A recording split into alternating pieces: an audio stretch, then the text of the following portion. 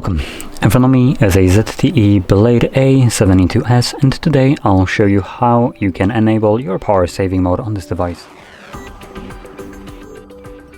To get started, we're going to pull down our toggles by swiping down from the top of our screen.